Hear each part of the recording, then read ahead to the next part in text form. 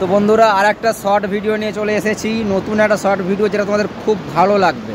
কেন ভালো লাগবে, আমি আজকে কোথায় আছি দেখো। না তো দীঘা, অনেকে দেখে মনে করবে দীঘা, অনেকে দেখে মনে করবে মন্দারমণি। এটা দীঘা বা মন্দারমণি কোনোটাই নয়, এটা হলো গিয়ে শঙ্করপুর। যারা এখানে এসেছো তারা খুব ভালো করেই জানো, এটা আগেও দেখেছো।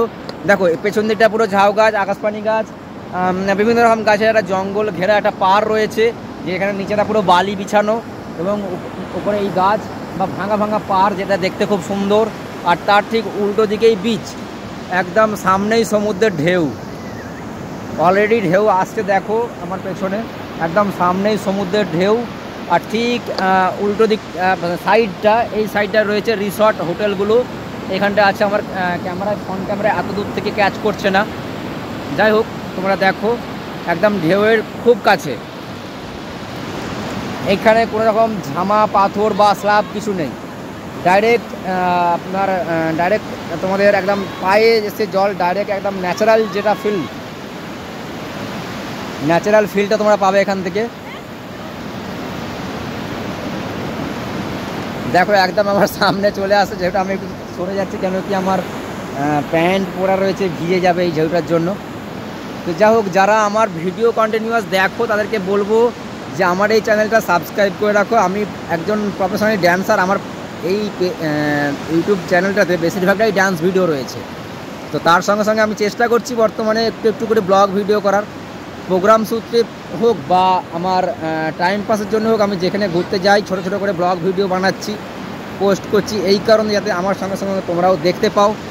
তো এখন একদম সকাল হয়েছে সবে জাস্ট, আমি এখানে পৌঁছেছি যদিও ভোর 4টের সময়, তখন অন্ধকার ছিল, আমি এত ঢেউ বা এত কিছু দেখতে পাইনি। আমি ওয়েট করছিলাম গাড়িতে বসে।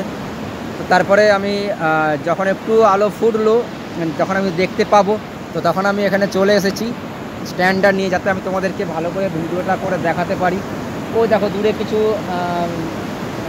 পর্যটক জলে নেমেছে, ওইদিকেও কিছু পর্যটক অলরেডি জলে নেমে আছে।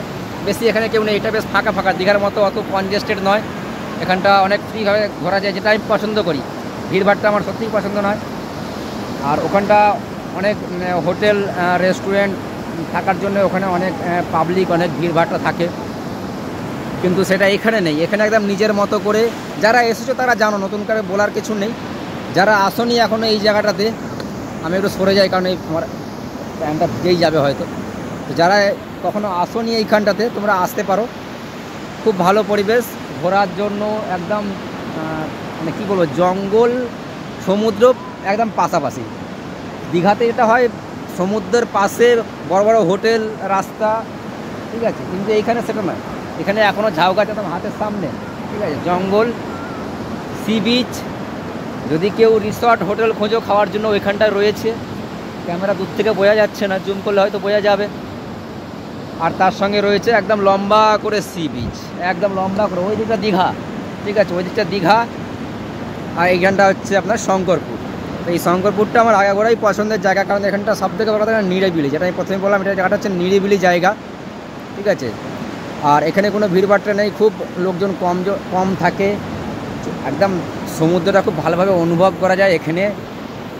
অলরেডি কিছু পর্যটক নেমে গেছে জলে, দেখতে পাচ্ছি সেই দূরে বা এই দিকেও রয়েছে। তো ভিডিওটা বেশি লং করবো না, এতটাই থাক। তো যদি ভালো লাগে, আমি বলবো, যদি ভালো লাগে আমার এই ভিডিওটা, আমার এই চ্যানেলটি সাবস্ক্রাইব করে সঙ্গে থাকবে। আমি চেষ্টা করব নতুন নতুন ভিডিও পোস্ট করার জন্য।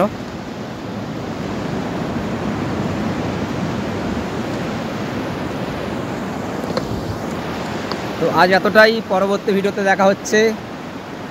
চেষ্টা করছি আজকে আরও কিছু যদি ভিডিও করতে পারি, আশপাশে যদি আরও কিছু ভিডিও করতে পারি, পরবর্তী ভিডিওতে দেখা হচ্ছে। দেখা যাক। দেখো বাঁ হাতের দিকে জঙ্গল, ডান হাতের দিকে সমুদ্র, কত সুন্দর একটা পরিবেশ। একদম জাস্ট ফাটাফাটি, যেটাকে বলে জাস্ট ফাটাফাটি।